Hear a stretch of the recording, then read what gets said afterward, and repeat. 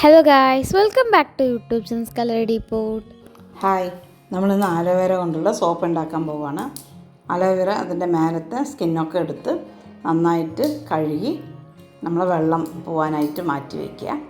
മാറ്റി വെച്ച ശേഷം ഞാനിത് വെയിറ്റ് നോക്കുന്നുണ്ട് കേട്ടോ. അപ്പോൾ ഇന്ന് കുറച്ചധികം സോപ്പ് ഉണ്ടാക്കുന്നതുകൊണ്ട് ഞാൻ വെയിറ്റ് നോക്കുകയാണ് കേട്ടോ.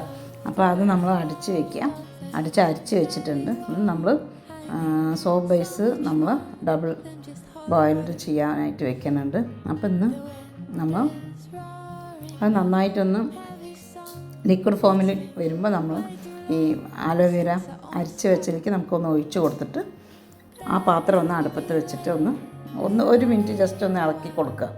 ഇളക്കി കൊടുക്കുമ്പോൾ നമ്മൾ ഒന്ന് മാറ്റി ഇളക്കി കൊടുത്ത ശേഷം അതിലും ഒരു ഫ്യൂ ഡ്രോപ്സ് നമുക്ക് എസൻസ് ഒഴിക്കാം കേട്ടോ. കുറച്ച് മണത്തിന് വേണ്ടിയിട്ടാണ്. അതൊഴിച്ച് മാറ്റിയിട്ട് നമ്മൾ അത് മോൾഡിലേക്ക് നമുക്ക് മാറ്റി വെച്ചു.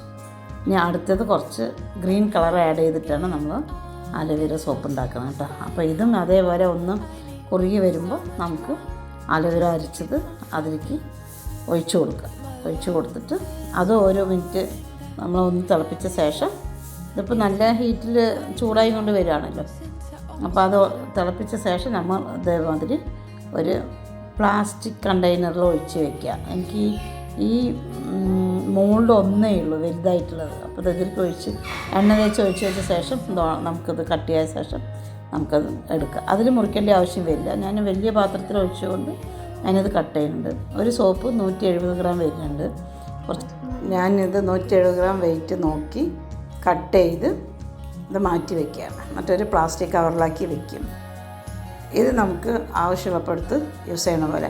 ഇതിലെന്താ ഗുണം ചോദിച്ചു കഴിഞ്ഞാൽ നമുക്ക് നല്ല മോയ്സ്ചറൈസ് കിട്ടും, സ്കിൻ നല്ല വൈറ്റനിങ് ആകും. റെഗുലറായിട്ട് നമ്മൾ യൂസ് ചെയ്ത് കഴിഞ്ഞാൽ ഒരു കെമിക്കൽസും ഇല്ല. എല്ലാവരും ഇത് ഉണ്ടാക്കി നോക്കുക, ട്രൈ ചെയ്ത് നോക്കുക, കമൻറ്റ് പറയുക. അപ്പോൾ ഗായ്സ്, എല്ലാവർക്കും ഈ വീഡിയോ ഇഷ്ടപ്പെട്ടു വിചാരിക്കുന്നു. ഇഷ്ടപ്പെട്ടാൽ ലൈക്ക് ചെയ്യണം, ഷെയർ ചെയ്യണം, സബ്സ്ക്രൈബ് ചെയ്യാൻ മറക്കരുത്.